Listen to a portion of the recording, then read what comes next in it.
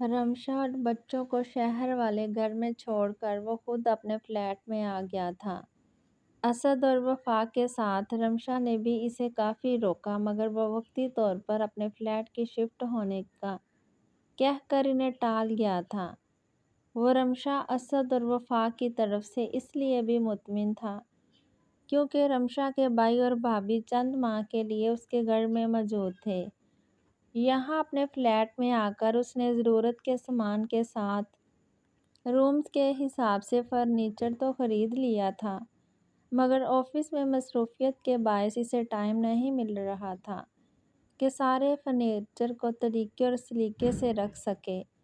Office سے آنے کے بعد اس نے ابھی شوز بھی نہیں اتارے تھے۔ وہ دکھی انداز میں صوفے پر بیٹھا ہوا اسموکنگ کرتا روشانے کے بارے میں سوچ رہا تھا۔ ہفتے بھر سے فراغت کے اوقات میں اب شاید اس کا ایک یہی کام رہ گیا تھا۔ نکاح کے بعد شہر آتے وقت وہ روشانے سے مل کر نہیں آیا تھا۔ ایسا نہیں تھا کہ وہ اپنے دل میں روشانے کے لیے کوئی بات رکھے ہوئے تھا یا پھر اس سے خفا تھا۔ اس طرح یوں اچانک ان دونوں کا نکاح ہو جانا معلوم نہیں روشانے کا ذہن اس نکاح کو قبول کر چکا تھا یا نہیں۔ وہ روشانے کو تھوڑا ٹائم دینا چاہتا تھا اور یہ وقت وہ اسے دور رہ کر ہی دے سکتا تھا۔ زرین کی بات کو وہ پہلے جذباتی ہو کر سوچ رہا تھا، لیکن اب وہ زرین کی بات پر ٹوٹلی کنفیوز تھا۔ اگر واقعی روشانے تیمور خان کو پسند کرتی تھی تو وہ تیمور خان نے اس طرح خوفزدہ ہرگز نہیں ہوتی جس طرح وہ شمروز کے گھر اس رات خواب میں اس سے ڈر گئی تھی۔ پھر جس طرح شمروز جتوئی نے تیمور خان کا رویہ روشانے کو اپنے ساتھ لے جاتے ہوئے بتایا تھا، یہ سب سوچ کر زگیم کا دماغ الجھ جاتا۔ بہرحال جو بھی تھا، لیکن اب تو روشانے اس کی بیوی تھی۔ اسموکنگ کرتا ہوا وہ اپنی سوچوں میں گم تھا کہ اس کا موبائل بجنے لگا۔ ہاں آرزو، سناؤ کیسی ہو؟ سب خیریت ہے؟ آرزو کی کال ریسیو کرتا ہوا وہ صوفے سے ٹیک لگا کر مزید ریلیکس ہو کر بیٹھا۔ اپنی بہن سے خیر خیریت پوچھنے لگا۔ آرزو کی تو آرزو ہی رہ جائے گی، کبھی اس کا بھائی خود بھی کال کر کے اپنی بہن کی خبر گیری کر لے۔ آرزو زگیم سے شکوہ کرتی ہوئی بولی، جس پر وہ مسکرایا۔ آج کل تو تمہارے بھائی کو اپنی خبر نہیں ہے، یہ بتاؤ بچے کیسے ہیں دونوں؟ زگیم بے پرواہی سے کہتا ہوا ہاتھ میں موجود سگریٹ کو ایش ٹرے میں مسلنے لگا۔ دونوں ٹھیک ہیں، اپنے بابا کے ساتھ باہر گئے ہیں۔ جب تم کو اپنی خبر نہیں ہے تو اپنے سے جڑے لوگوں کی کیسے خبر ہو سکتی ہے؟ میں بھی کیا پوچھ بیٹھی ہوں۔ خیر یہ بتاؤ رمشا چچی اور بچے کیسے ہیں؟ آرزو نے جس بات کے لیے فون کیا تھا اس کو کرنے کا ارادہ ترک کرتی ہوئی رمشا کی خیریت پوچھنے لگی۔ پرسوں گیا تھا میں چچی کی طرف، اسد اور وفا سے بھی ملاقات ہوئی تھی، وہ لوگ ٹھیک ہیں، اور ایسا بالکل نہیں ہے کہ اپنے سے جڑے لوگوں کی خبر نہیں ہے مجھے۔ دادا سائی اور ماں سے بات ہوئی تھی میری۔ زگیم اپنی آنکھیں بند کرتا ہوا تھکے ہوئے انداز میں آرزو کو بتانے لگا۔ حویلی سے رخصت ہوتے ہوئے ایک اور بھی تعلق جوڑ کر آئے تم۔ اگر فرصت ملے تو اس کی بھی خبر لے لینا کہ کس حال میں ہے وہ۔ نہ چاہتے ہوئے بھی آرزو کے منہ سے شکوہ نکل گیا۔ روشانے کا چہرہ اس کی بند آنکھوں کے سامنے آیا اور زگیم نے اپنی آنکھیں کھولی۔ کس حال میں ہے؟ کیا مطلب ہے تمہارا؟ کیا ہوا ہے؟ روشی کو ٹھیک تو ہے نا وہ؟ زگیم آرزو سے پوچھتا ہوا ایک دم سیدھا ہو کر بیٹھا۔ بیوی وہ تمہاری ہے، اس کے بارے میں پوچھ تم مجھ سے رہے ہو؟ وہ طنزیہ انداز میں مسکراتی ہوئی زگیم سے بولی۔ آرزو پلیز سیدھی طرح مجھے بتاؤ کیا ہوا ہے روشی کو؟ زگیم اب آرزو سے تھوڑا سختی سے پوچھنے لگا اور ساتھ ہی اٹھ کر کھڑا ہو گیا۔ ایسے منہ زبانی بتانے میں تھوڑی مزہ آئے گا، جاؤ جا کر خود دیکھ لو کہ کس حال میں ہے تمہاری بیوی۔ آرزو نے بولتے ہوئے لائن ڈسکنیکٹ کر دی۔ زگیم کو اس کے کال کاٹنے پر غصہ آیا، مگر وہ جانتا تھا اب وہ اسے کچھ نہیں بتائے گی۔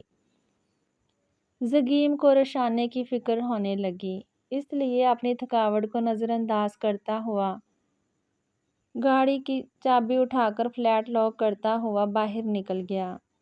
رات کے 1 بجے کا وقت جب وہ حویلی پہنچا، اس وقت تقریباً سب اپنے کمرے میں سو چکے تھے۔ زگیم سیڑھیاں چڑھتا ہوا اپنے کمرے تک پہنچا اور آہستہ سے کمرے کا دروازہ کھولتا تاکہ روشانے کی نیند ڈسٹرب نہ ہو، مگر خالی کمرہ دیکھ کر زگیم کو حیرت ہوئی۔ وہ اپنے کمرے سے باہر آیا تو اس کی نظر نیچے پورشن پر کمرے پر پڑی، جس کا دروازہ تو بند تھا مگر اندر لائٹ آن تھی۔ کچھ سوچ کر زگیم سیڑھیاں اترتا ہوا اس کمرے تک آیا اور بنا دستک کے دروازہ کھول دیا۔ اسے سامنے تخت پر ہی روشانے لیٹی ہوئی نظر آئی۔ کمرے کا دروازہ بند کر کے وہ روشانے کے پاس آنے لگا۔ قدموں کی آہٹ پر روشانے نے آنکھیں کھولی تو وہاں زگیم کو دیکھ کر اسے ایک پل کے لیے حیرت ہوئی، مگر دوسرے ہی پل وہ جلدی سے اٹھ بیٹھی اور فوراً دوپٹے سے اپنا چہرہ چھپا لیا۔ زگیم کی نظریں روشانے کے سوجے ہوئے پاؤں پر گئی، جنہیں دیکھ کر اس کا دل بری طرح تڑپا۔ روشانے کے سامنے تخت پر بیٹھ کر زگیم نے اپنا ہاتھ آگے بڑھاتے ہوئے اس کے پاؤں کو چھونا چاہا۔ روشانے نے فوراً اپنے پاؤں پیچھے کر لیے۔ کمرے میں داخل ہوتے وقت وہ روشانے کے گال پر بھی سرخی دیکھ چکا تھا۔ روشانے کے اس طرح چہرہ چھپانے پر زگیم کو بہت تکلیف ہوئی تھی۔ کس نے کیا ہے یہ سب؟ اپنی لاتعلقی پر خود کو ملامت کرتے ہوئے وہ روشانے کے چہرے سے دوپٹہ ہٹا کر آہستہ سے اسے پوچھنے لگا، کیا فرق پڑتا ہے اس سے؟ روشانے سر جھکا کر آہستہ آواز میں بولی۔ زگیم کا دل بری طرح دکھنے لگا۔ شہر روانگی سے پہلے فیروز جتوئی سے باور کروا چکا تھا کہ روشانے حویلی میں اس کی بیوی کی حیثیت سے رہے گی، اور شمشیر جتوئی نے موبائل پر اسے کوئی ایسی انہونی بات نہیں بتائی تھی۔ ماں نے کیا ہے یہ سب تمہارے ساتھ؟ زگیم روشانے کے چہرے کو تھام کر اونچا کرتا ہوا اپنی بات کی تصدیق کرنے لگا تو روشانے کی آنکھوں سے بے اختیار آنسو نکل آئے۔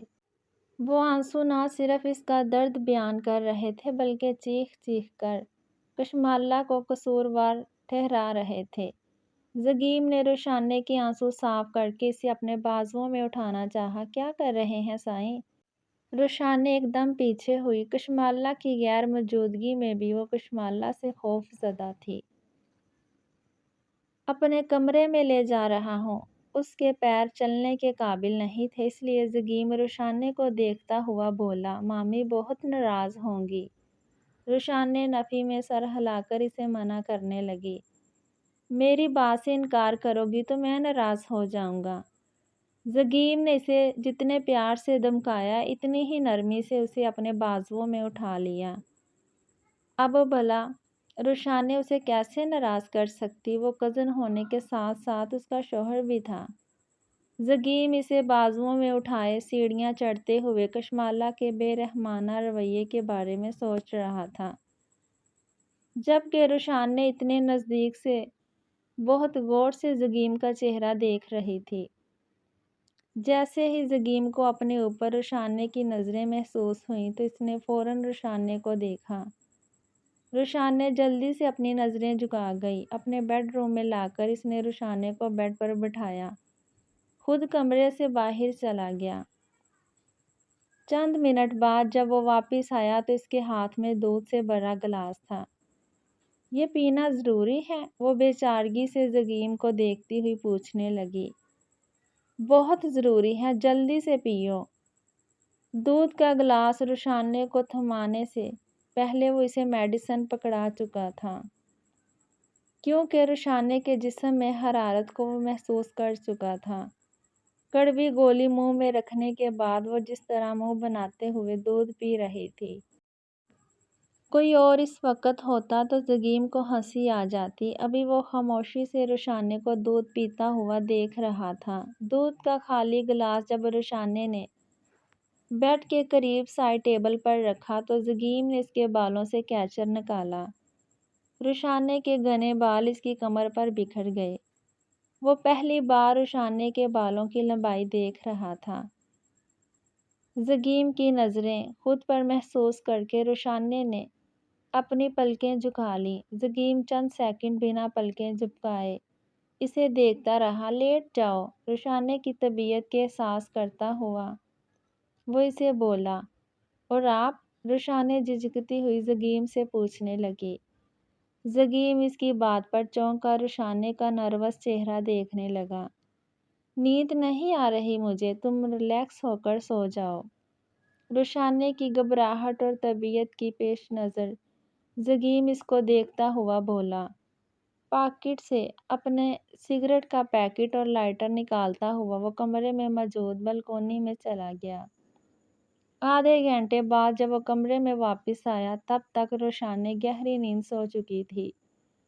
زیرو بلب کی روشنی میں وہ رشانے پر ایک نظر ڈال کر آہستہ سے الماری کھول کر وہ اپنا آرام دہ سوٹ نکالنے لگا۔ جب وہ بیڈ پر رشانے کے برابر میں لیٹا تب اس کی نظر رشانے کے گال پر پڑی۔ اس کی ماں نے تو بے حسی کی انتہا کر دی تھی۔ زگیم کو کشمالہ کے رویے پر بے انتہا دکھ ہوا تھا۔ کشمالہ غصے میں تھی، اس بات کا زگیم کو اندازہ تھا، مگر وہ رشانے کے ساتھ اس حد تک بدترین سلوک کرے گی۔ اگر یہ اسے معلوم ہوتا تو وہ کبھی بھی رشانے کو یہاں چھوڑ کر نہیں جاتا۔ زگیم نے آگے ہاتھ بڑھا کر رشانے کے گال کو چھونا چاہا، مگر پھر یہ سوچ کر اس نے اپنا ارادہ ترک کر دیا کہ رشانے کی نیند ڈسٹرب ہوگی۔ وہ خود بھی سونے کی کوشش کرنے لگا۔ صبح زگیم کی آنکھ کھلی۔ اپنے برابر میں بے خبر سوئی ہوئی رشانے کو دیکھ کر وہ اٹھ بیٹھا۔ کل رات اس نے کھانا نہیں کھایا تھا، اس لیے اس وقت اسے کافی بھوک محسوس ہو رہی تھی۔ فریش ہو کر وہ اپنے کمرے سے باہر نکلا۔ سیڑھیاں اترتا ہوا وہ ہال میں آیا تو ڈائننگ ٹیبل پر بیٹھے سب لوگ اسے حیرت سے دیکھنے لگے۔ کشمالہ ہفتے بعد اپنے بیٹے کا چہرہ دیکھ کر خوشی سے مسکرا اٹھی۔ کب آئے شہر سے؟ زگیم شمشیر جتوئی کے گلے لگا تو وہ خوش ہو کر اپنے پوتے سے پوچھنے لگا۔ کل رات کو ہی ارادہ بن گیا تھا، کافی لیٹ آنا ہوا ہے، اس لیے آپ سب کو جگانا مناسب نہیں لگا۔ زگیم شمشیر جتوئی کو بتاتا ہوا اب فیروز جتوئی سے مل رہا تھا۔ آؤ ناشتہ کرو۔ زگیم فیروز جتوئی سے ملتا ہوا کشمالہ سے ملے بغیر فیروز جتوئی کے برابر میں کرسی پر ہی بیٹھ گیا۔ کشمالہ کے چہرے سے ایک دم مسکراہٹ غائب ہوئی۔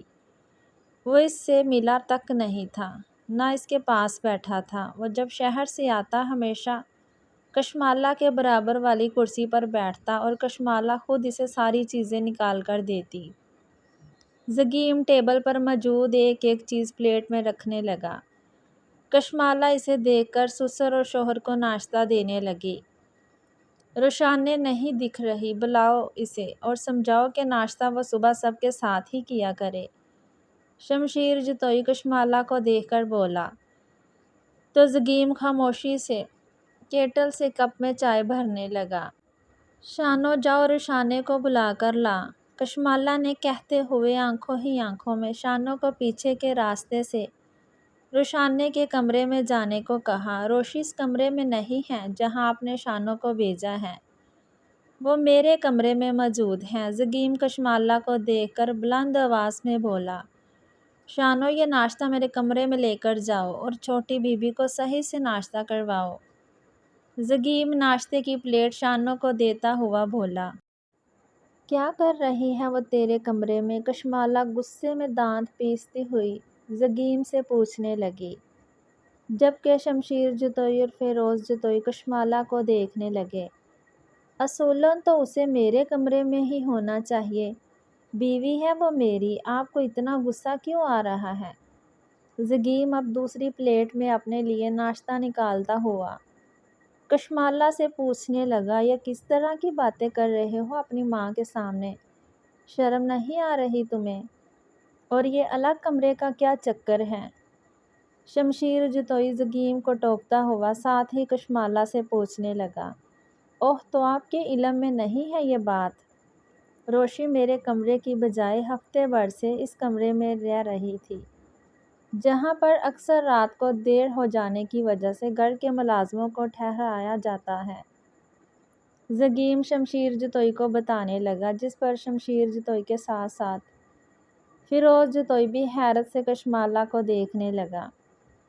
شمروز کے قتل کے بدلے اسے یہاں لایا گیا ہے۔ اپنی طرف فیروز جتوئی کی خونخوار نظریں اٹھتی دیکھ کر کشمالہ زگیم کو آنکھیں دکھاتی ہوئی بولی، چاچو کے قتل کا روشی سے کوئی تعلق نہیں ہے ماں، چاچو اس کے بھی ماموں تھے۔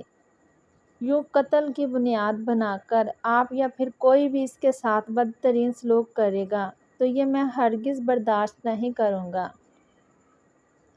زگیم ناراض لہجے میں کشمالہ کو دیکھ کر بولنے لگا، کیا کیا ہے تم نے رشانے کے ساتھ؟ شمشیر جتوئی زگیم کی بات سن کر خاموش ہو گیا، جبکہ فیروز جتوئی گراتا ہوا کشمالہ سے پوچھنے لگا، موبائل چھپا کر اپنے ساتھ لائی تھی، آپ لوگوں کے دشمن سے باتیں کر رہی تھی، جس کی ذرا سی سزا دی ہے میں نے۔ کشمالہ مجرم بنی ہوئی فیروز جتوئی کو بتانے لگی۔ اب اسے زگیم کے حوالے آنے پر خوشی ہونے کی وجہ سے غصہ آ رہا تھا۔ ماں، کسی کو مار مار کر اس کے ہاتھ پاؤں سجا دینا ذرا سی سزا نہیں ہوتی۔ زگیم کشمالہ کی بات پر اسے ملامت کرتا ہوا بولا، تو خاموش کر، خوب نظر آ رہا ہے مجھے کیسے ایک ہی رات میں اس نے شیشے میں اتارا ہے تجھے۔ کشمالہ زگیم کو جھڑکتی ہوئی بولی، خاموش تم رہو کشمالہ، اور یہ بات یاد رکھو کہ وہ رباب کی بیٹی بھی ہے، آئندہ اس کے ساتھ اس حویلی میں کوئی بھی برا سلوک نہیں ہونا چاہیے۔ اور زگیم، تم رشانے کو اچھی طرح سمجھا دو، سرداروں سے اب اس کا ہر تعلق ختم ہو چکا ہے، آئندہ وہ ان لوگوں سے کسی بھی قسم کا رابطہ کرنے سے پرہیز کرے۔ شمشیر جتوئی اپنی بہو کو دیکھتا ہوا بولا، اور ساتھ ہی اس نے زگیم کو بھی خبردار کر دیا۔ شمشیر جتوئی کی بات سن کر کشمالہ کا منہ بن گیا، وہ وہاں سے اٹھ کر اپنے کمرے میں جانے لگی۔ فیروز جتوئی بھی غصے میں کشمالہ کے پیچھے کمرے میں جانے لگا۔ بابا سائیں پلیز یہاں پر بیٹھیں، مجھے آپ سے اور دادا سائیں سے ضروری بات کرنا ہے۔ زگیم اسے واپس کرسی پر بٹھاتا ہوا بولا۔ وہ جانتا تھا فیروز جتوئی اس عمر میں آ کر بھی ہاتھ اٹھانے میں دیر نہیں لگاتا تھا۔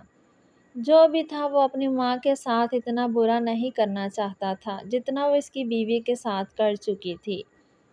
چاچو کے نہ ہونے سے آفس کا کافی لوڈ مجھ پر پڑ گیا ہے، آپ دونوں تو یہ جانتے ہی ہیں، شہر میں اب میں اپنے فلیٹ میں رہتا ہوں، اس لیے وہاں پر کھانے اور دوسرے کاموں کے لیے مجھے کافی پرابلم ہو رہی ہے، تو میں سوچ رہا ہوں کہ اب روشی کو اپنے ساتھ لے جاؤں۔ زگیم باری باری ان دونوں کو دیکھتا ہوا بولنے لگا، کوئی ضرورت نہیں ہے اسے اپنے ساتھ لے کر جانے کی، کام کا زیادہ ہی مسئلہ آ رہا ہے تو کوئی کام والی رکھ لو، بیوی یہاں پر ہے تو ہفتے بعد یہاں کا چکر بھی لگا لیا ہے تم نے، ورنہ تو مہینے مہینے ہم تمہاری شکل دیکھنے کو ترس جاتے ہیں۔ شمشیر جتوئی بارعب انداز میں بولا تو زگیم خاموش ہو گیا۔ بابا سائیں لے جانے دیں اسے اپنی بیوی کو اپنے ساتھ، اس طرح سے ذمہ داری کا بھی احساس ہوگا اور اپنے سے جڑے رشتوں کی قدر بھی آئے گی۔ فیروز جتوئی زگیم کا لٹکا ہوا منہ دیکھ کر شمشیر جتوئی سے بولا، تب شمشیر جتوئی نے زگیم کو رشانے کو ساتھ لے کر جانے کی اجازت دے دی، جس پر زگیم نے سکھ کا سانس لیا۔ تھینکس دادا سائیں، میں کوشش کروں گا ہفتے بعد چکر لگا لیا کروں، اور اب اس میں آپ یہ بات دل سے نکال دیں کہ میں اپنے سے جڑے رشتوں کی قدر نہیں کرتا۔ زگیم فیروز جتوئی کو دیکھتا ہوا بولا اور ناشتہ کرنے لگا۔ آج رات میں ہی اسے رشانے کو اپنے ساتھ لے کر نکلنا تھا۔ شانو سے تھوڑی دیر پہلے ہی ناشتہ کروا کر کمرے سے باہر نکلی تو زگیم کمرے کے اندر داخل ہوا۔ بے ساختہ رشانے کا ہاتھ اپنے دوپٹے پر گیا۔ خدا کا خوف کرو، میری بیوی بننے کے بعد بھی تم مجھ سے چہرہ چھپاؤ گی؟ زگیم رشانے کی حرکت نوٹ کرتا ہوا بولا، اور اس کے سامنے آ کر بیڈ پر بیٹھا۔ کل رات کی بنسبت اب وہ کافی بہتر لگ رہی تھی۔ پرانی عادتیں فوراً نہیں چلی جاتی، تھوڑا وقت تو لگتا ہے۔ رخسانے زگیم سے یہ نہیں بول سکی کہ اسے چہرہ چھپانے کا حکم خود اس کی ماں نے دیا ہے۔ پھر تو مجھے کچھ ایسا کرنا چاہیے کہ شرم اور پردے والی عادت جلدی ختم ہو جائے۔ زگیم اس کا ہاتھ تھام کر بولا تو رخسانے کا دل زور سے دھڑکا۔ وہ فوراً پلکیں جھکا گئی۔ زگیم رخسانے کا نروس سا چہرہ دیکھنے لگا۔ زگیم کی بات سن کر رخسانے کے چہرے پر نہ ہی کوئی ناگوار تاثر ابھرا تھا، نہ ہی اس نے بیزار ہو کر یا بہانے سے زگیم سے اپنا ہاتھ چھڑوایا تھا۔ زگیم اس کا ایک ایک انداز نوٹ کر رہا تھا، جس سے وہ اندازہ لگا سکے کہ رخسانے اس کے ساتھ خوش ہے کہ نہیں، کچھ سوچ رہی ہو یا پھر کچھ پوچھنا چاہتی ہو۔ اس کی خاموشی محسوس کر کے چند سیکنڈ بعد زگیم رخسانے سے پوچھنے لگا، کیا آپ کل رات سو گئے تھے؟ جو وہ پوچھنا چاہ رہی تھی اس کو سمجھ نہیں آیا کیسے پوچھے، اور اس چکر میں وہ الٹا ہی سوال پوچھ بیٹھی۔ میرے خیال میں رات تو سونے کے لیے ہی ہوتی ہے، تم کیا سوچ رہی ہو کل رات جا کر مجھے کیا کرنا چاہیے تھا؟ زگیم رخسانے کو دیکھتا ہوا سنجیدگی سے اسے پوچھنے لگا۔ زگیم کی بات سن کر رخسانے ایک دم سٹپٹا گئی۔ نہیں، وہ میرے پوچھنے کا مطلب یہ ہرگز نہیں تھا۔ مطلب کہ آپ کل رات کو کہاں پر سوئے تھے؟ رخسانے زگیم کی بات سے مزید کنفیوز ہو کر دل میں آیا سوال اس سے پوچھنے لگی۔ یہیں اس بیڈ پر تمہارے پاس؟ زگیم یوں ہی اس کا ہاتھ تھامے غور سے رخسانے کو دیکھتا ہوا بولا۔ یہیں بیڈ پر میرے پاس؟ رخسانے آہستہ آواز میں بڑبڑائی۔ اس کے دل کی دھڑکنیں تیز ہو گئی۔ اس کے ہاتھ کا لرزنا زگیم محسوس کر چکا تھا۔ کیوں کیا نہیں ہو سکتا؟ یا تم نے مائنڈ کیا میرے یہاں سونے پر؟ زگیم اس سے سوال کرتا ہوا اب بھی اس کے چہرے کے تاثرات دیکھ رہا تھا۔ ہرگز نہیں، میرا مطلب ہے۔ میرا وہ مطلب بھی نہیں تھا۔ میں کیوں مائنڈ کروں گی؟ رخسانے اس کی بات پر مزید نروس ہونے لگی تھی۔ اسے ڈر تھا وہ کسی بات کا مائنڈ نہ کر جائے۔ زگیم چند سیکنڈ خاموشی سے اسے دیکھتا رہا۔ شہر چلنا ہے میرے ساتھ؟ اچانک سے پوچھتے ہوئے زگیم نے اس کا دوسرا ہاتھ بھی تھام لیا، جس پر رخسانے حیرت سے پوری آنکھیں کھول کر اسے دیکھنے لگی۔ واقعی آپ مجھے بھی اپنے ساتھ لے جائیں گے؟ وہ اس کے اتنے قریب اس کے دونوں ہاتھ تھام کر بیٹھا ہوا تھا۔ رخسانے یہ بات بھول گئی اور بے یقینی سے زگیم سے پوچھنے لگی، جیسے وہ کوئی خواب دیکھ رہی ہو۔ اگر تم میرے ساتھ جانا چاہو گی تو ضرور لے کر جاؤں گا۔ زگیم کی نظریں رخسانے کی آنکھوں، گالوں کے بعد ہونٹوں کا طواف کرنے لگی، ساتھ ہی وہ اس کے دونوں ہاتھوں کو اپنے انگوٹھے سے نرمی سے سہلانے لگا، مگر رخسانے اس کا انداز، اس کی نظروں کا نوٹس لیے بغیر شہر جانے والی بات پر حیرت زدہ تھے۔ سب سے اجازت مل جائے گی نا؟ رخسانے اس سے اپنا خدشہ ظاہر کرتی ہوئی بہت آس سے پوچھنے لگی۔ تو زگیم اس کے انداز پر مسکرایا۔ میں سب سے اجازت لے چکا ہوں، تم پیکنگ کر لو، ہمیں رات تک نکلنا ہوگا۔ زگیم نے بولتے ہوئے نرمی سے رخسانے کا ہاتھ دبایا۔ زگیم کا موبائل بجنے لگا تو وہ بیڈ سے اٹھ کر موبائل پر کال ریسیو کرتا ہوا باہر نکل گیا۔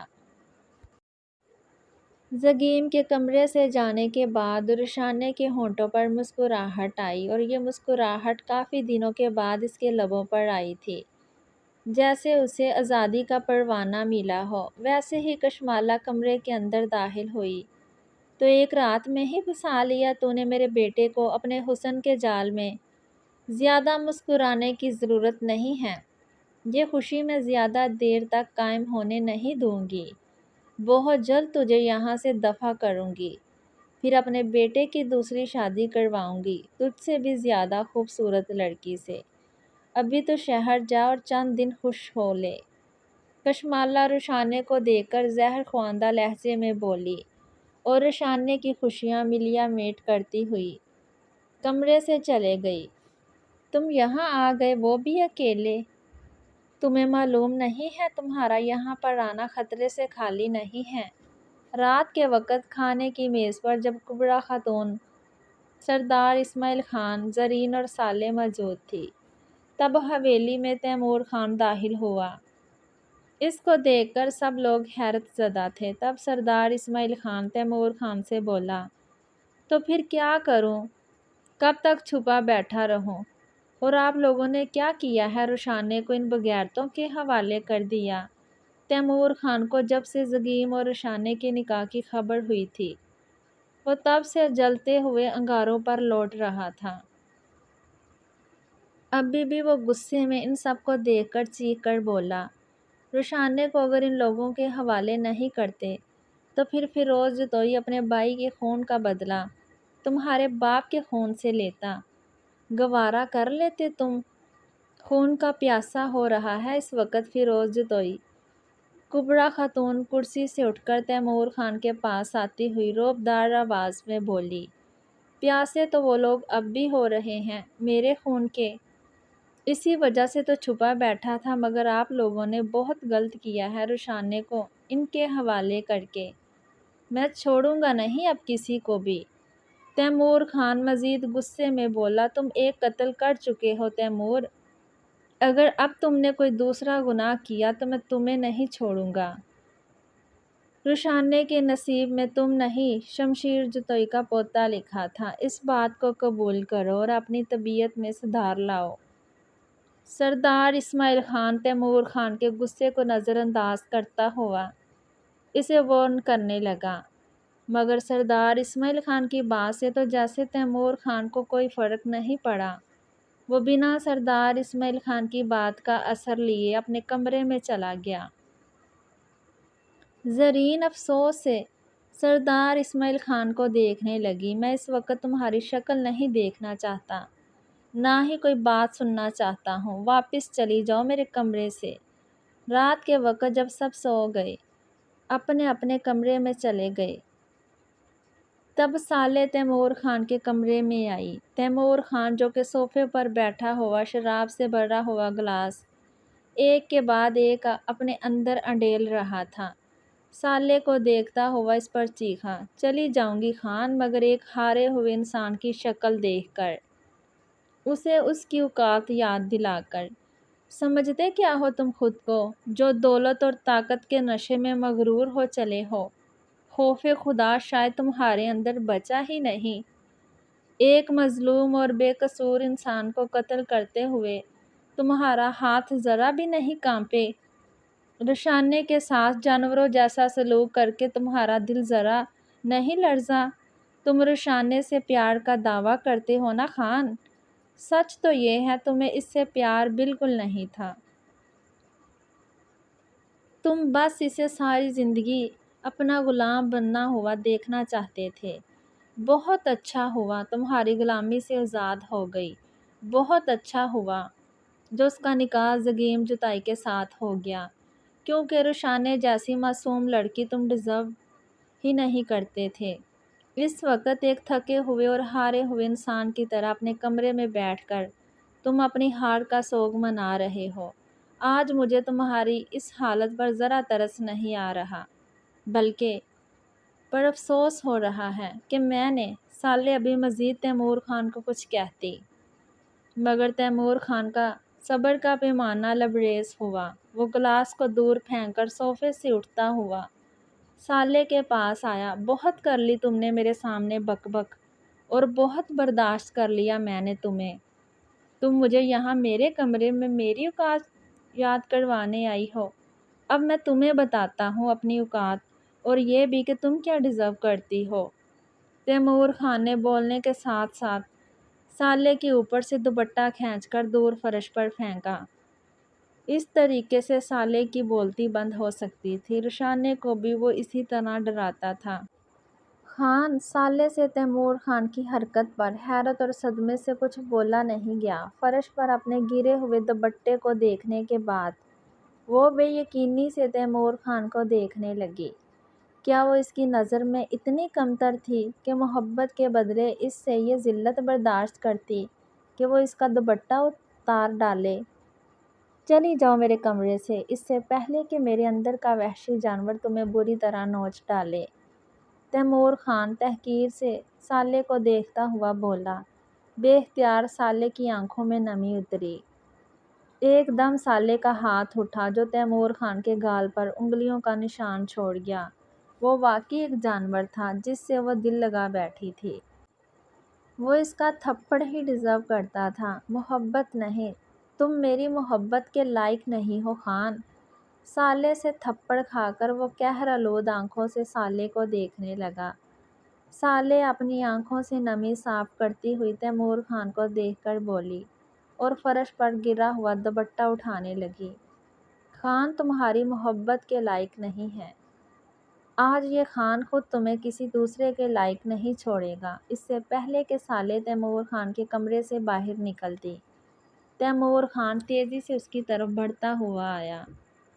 سالے کے بالوں کو مٹھی میں جکڑ کر بیڈ پر دھکا دیتے ہوئے بولا، خان نہیں، پیچھے ہٹو، جانے دو مجھے۔ سالے نے بولتے ہوئے بیڈ سے اٹھنے کی کوشش کی، مگر اس سے پہلے ہی تیمور خان سالے پر جھکتا ہوا اس کو اپنی گرفت میں لے چکا تھا۔ وہ روشانیں نہیں تھی جو ڈر سہم جاتی، مگر آج تیمور خان بھی اس کا غرور توڑ دے گا۔ تیمور خان کے دماغ میں سوچیں آنے لگی۔ سالے تیمور خان کی قید میں بری طرح پھڑپڑا رہی تھی۔ وہ اپنا ہاتھ سالے کے ہونٹوں پر رکھ کر اس کی چیخوں کا گلا گھونٹ چکا تھا۔ جب اس نے سالے کی قمیض کو پھاڑا تو سالے روتی ہوئی اپنے بچاؤ کے لیے تیمور خان کا منہ اور بال نوچنے لگی۔ سالے کے ناخنوں سے تیمور خان کے دایاں گال زخمی ہو چکا تھا، جس پر غصے میں تیمور خان نے اس کے منہ پر سے اپنا ہاتھ ہٹا کر اپنے دونوں ہاتھوں سے سالے کے دونوں ہاتھوں کی گرفت میں لیا۔ اب وہ سالے کی گردن پر جھکتا ہوا درندگی دکھا رہا تھا۔ خان نہیں، اس کے دانت اپنی گردن میں گڑتے ہوئے محسوس کر کے سالے روتی ہوئی بری طرح چیخی تھی۔ اب تیمور خان کے اندر کا حیوان جاگ چکا تھا، اوپر سے شراب کے نشے میں چور شیطان اس پر غالب ہو چکا تھا۔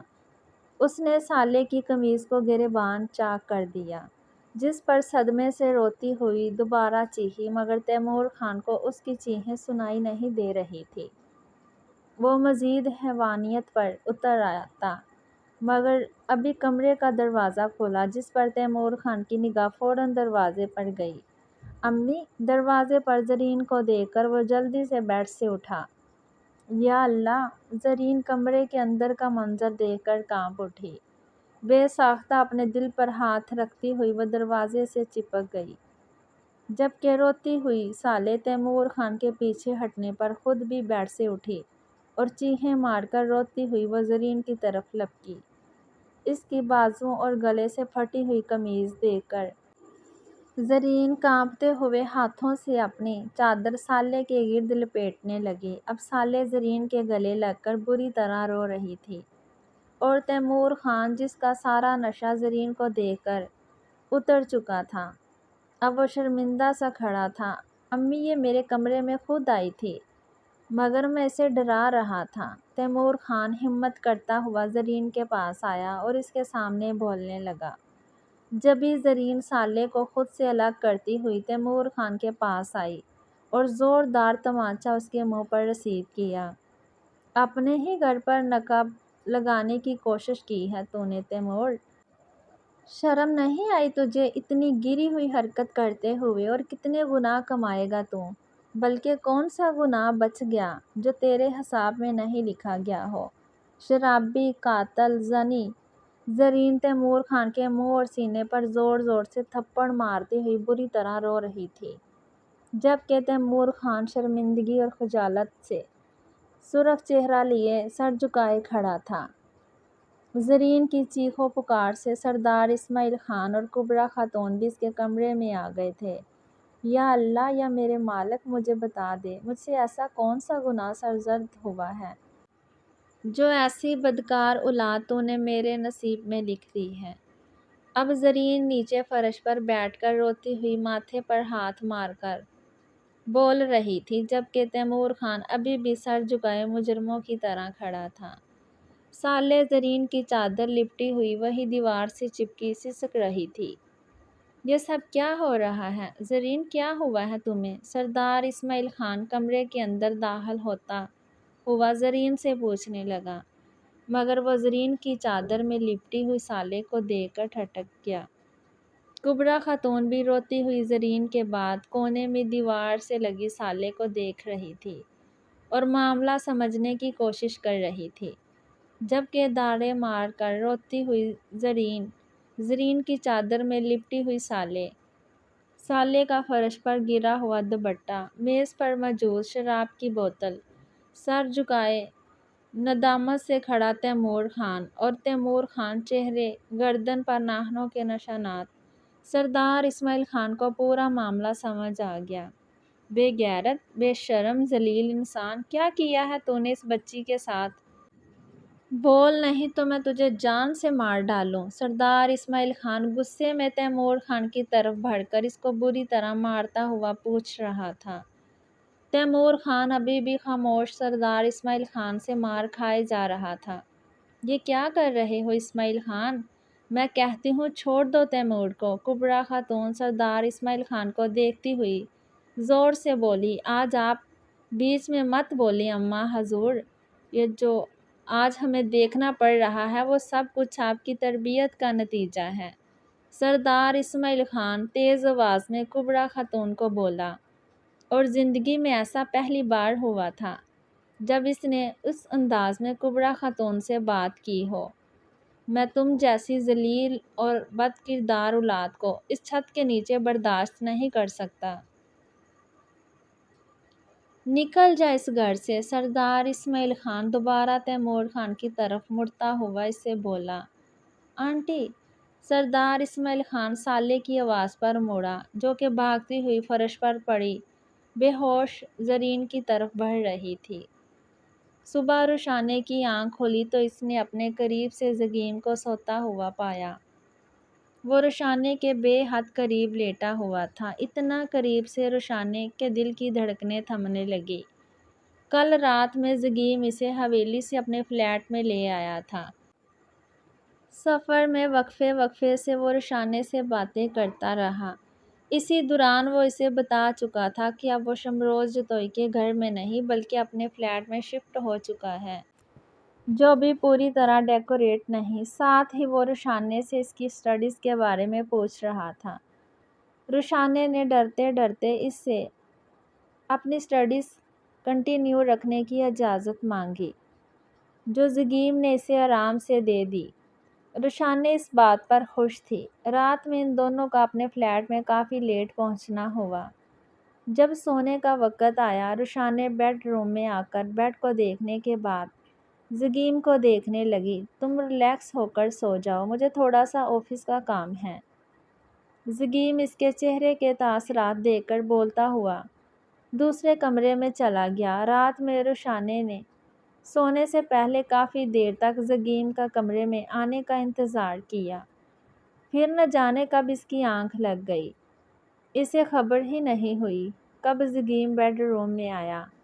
اس وقت وہ پلکیں چپکائے بنا سوئے ہوئے زگیم کو بہت غور سے دیکھ رہی تھی، جیسے چند روز پہلے وہ شمروز جتوئی کے گھر میں اس کی تصویر دیکھ رہی تھی۔ اس کے چہرے کے ایک نقش کو ازبر کرنے کے بعد رشانے اٹھ کر بیٹھنے لگی، تبھی زگیم نے اس کا ہاتھ پکڑ کر اپنی طرف کھینچا۔ رشانے ایک دم اس کے سینے سے جا ٹکرائی اور بے ساختہ اس کے منہ سے ہلکی سی چیخ نکلی۔ ساتھ ہی اس کے بالوں میں بندھا ہوا جوڑا کھل گیا۔ اچھی طرح کر لیا میرے چہرے کا معائنہ؟ زگیم کی آواز میں نیند کا خمار ابھی تک موجود تھا۔ شاید اپنے چہرے پر نظروں کی تپش سے وہ جاگ گیا تھا۔ وہ رشانے کے بال اس کے چہرے سے ہٹاتا ہوا قریب سے رشانے کا چہرہ دیکھ کر پوچھنے لگا، نہیں تو میں کیوں کرنے لگی بھلا آپ کے چہرے کا معائنہ؟ اپنی چوری پکڑے جانے کے ڈر سے وہ شرمندہ ہوتی ہوئی بولی اور زگیم کے اوپر سے اٹھنے لگی۔ تو زگیم نے ایک بار پھر اسے اپنی طرف کھینچا۔ اور اگر میں اس وقت تمہارا مکمل معائنہ کرنا چاہوں تو؟ زگیم کی بات سن کر اس کا رنگ حیا سے لال پڑنے لگا۔ آپ رات میں سونے کے لیے کمرے میں اتنی دیر سے کیوں آئے؟ رخسانے اب اس کی معنی خیز بات کا کیا جواب دیتی، اس لیے زگیم کی بات کو گھما کر الٹا اس سے سوال کرنے لگی۔ اگر مجھے ذرا بھی اندازہ ہوتا تم میرا انتظار کرو گی تو کمرے سے جاتا ہی نہیں۔ زگیم اپنے دونوں ہاتھوں سے رخسانے کا چہرہ تھامے اس کو بولنے لگا۔ رخسانے کی زگیم کی بات پر پلکیں جھک گئیں۔ رخسانے کی پلکیں جھکانے پر بے ساختہ زگیم کو اس پر پیار آیا۔ وہ رخسانے کے چہرے پر جھکتا ہوا اپنے ہونٹ رخسانے کے ہونٹ پر رکھ چکا تھا۔ اپنے تشنہ لبوں کو سیراب کرتے ہوئے وہ واپس بیڈ پر لیٹ کر بے خود سا رخسانے کو دیکھ رہا تھا، جس کا چہرہ شرم سے سرخ پڑ چکا تھا۔ وہ فوراً اٹھ کر واش روم کی طرف بڑھ گئی۔ نہیں یار، یہی موجود ہوں، کل رات کو ہی واپسی کر لی تھی، میٹنگ شروع ہونے سے پہلے ہی پہنچ جاؤں گا۔ رخسانے جب واپس روم سے باہر آئی تو زگیم کو موبائل پر محض گفتگو پایا۔ خاموشی سے زگیم پر نگاہ ڈالے بنا بیڈ سے اپنا دوپٹہ اٹھاتی ہوئی کمرے سے باہر نکل آئی۔ کچن میں کسی بھی سامان کی کمی بیشی ہو تو لسٹ بنا لینا۔ کل سے اپنا کالج جانا سٹارٹ کر دینا۔ صبح میں تمہیں کالج چھوڑ دیا کروں گا، واپسی کے لیے ڈرائیور کو بھیج دیا کروں گا۔ آفس سے واپس آتے ہوئے مجھے شام ہو جائے گی۔ ڈائننگ ہال میں ناشتے کے دوران زگیم رخسانے کو دیکھتا ہوا بولا، میں انتظار کروں گی آپ کا۔ رخسانے کی بات سن کر زگیم کے چہرے پر مسکراہٹ آئی۔ اسے کہیں سے بھی شبہ نہیں گزرا تھا کہ رخسانے اس کے ساتھ یا پھر اس رشتے پر خوش نہیں ہے۔ زگیم آفس جانے کے لیے فلیٹ سے باہر نکلا تھا تو رخسانے دروازے تک آئی۔ زگیم اسے الوداع کہتا ہوا رخسانے کے چہرے پر جھکنے لگا۔ تب رخسانے ایک دم پیچھے ہوئی اور جلدی جلدی آیت پڑھتی ہوئی زگیم کے چہرے اور سینے پر پھونکنے لگی۔ تب وہ مسکرا کر اس کی پیشانی پر ہونٹ رکھتا ہوا فلیٹ سے باہر نکل گیا۔ تھوڑی دیر پہلے اس کی نیند سے آنکھ کھلی تھی۔ وہ اپنی کل رات والی حرکت پر نادم صوفے پر دونوں ہاتھوں سے سر تھامے بیٹھا تھا۔ مگر سالے نے بھی تو اس کو باتیں سنا کر غصہ دلانے میں کوئی کسر نہیں چھوڑی تھی۔ وہ خواب میں بھی سالے کے ساتھ ایسی حرکت کرنے کا نہیں سوچ سکتا تھا۔ کل غصہ اور شراب کے نشے میں وہ سالے کو منہ دکھانے لائق نہیں چھوڑتا، مگر آج وہ خود اپنے گھر والوں سے نظریں نہیں ملا پا رہا تھا۔ تھوڑی دیر پہلے ہی اس نے گھر کی ملازمہ سے زرین کی طبیعت پوچھی تھی۔ زرین کو رات میں سردار اسماعیل خان اسپتال لے گیا تھا، سخت ذہنی تناؤ کی وجہ سے۔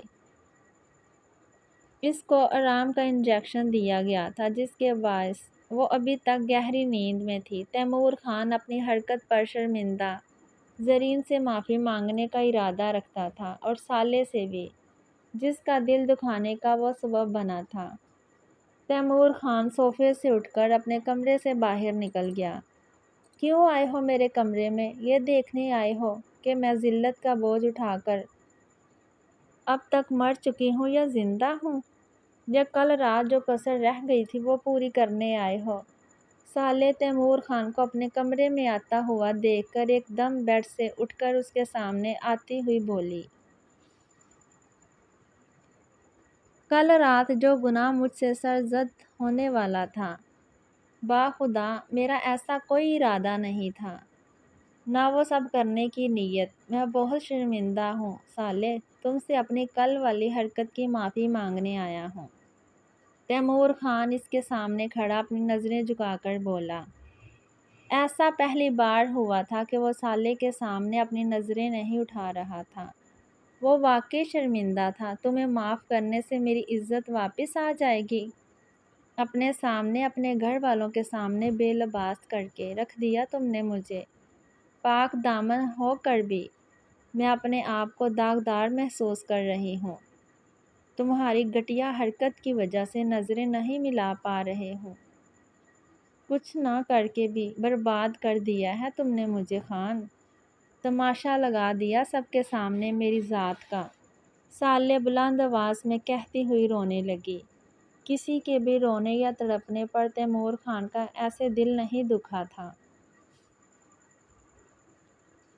جیسے آج اپنے سامنے کھڑی اس لڑکی کے رونے پر دکھ رہا تھا۔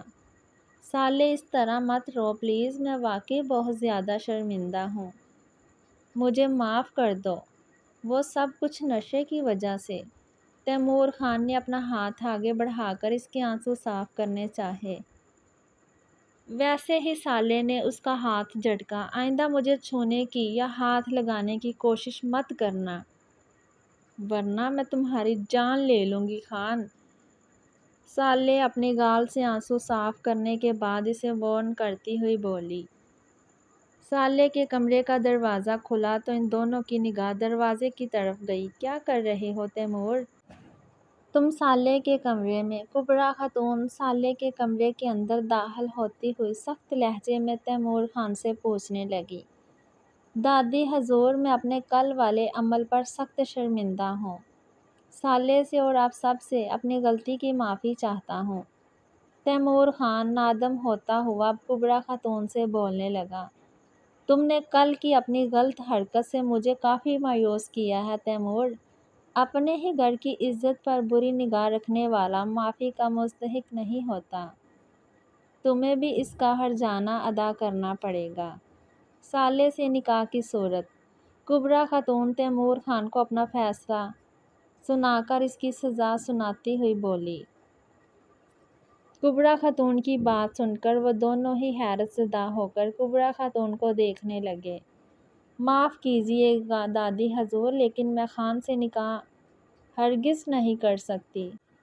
جہاں کبریٰ خاتون کی بات سے تیمور خان شاکڈ ہوا تھا، وہیں سالے کی بات سن کر وہ مزید شاک کی کیفیت میں سالے کو دیکھنے لگا۔ پوچھ سکتی ہوں لڑکی میرے فیصلے سے انکار کرنے کی کوئی خاص وجہ؟ کبریٰ خاتون ناگواری سے سالے کو دیکھ کر انکار کی وجہ پوچھنے لگی۔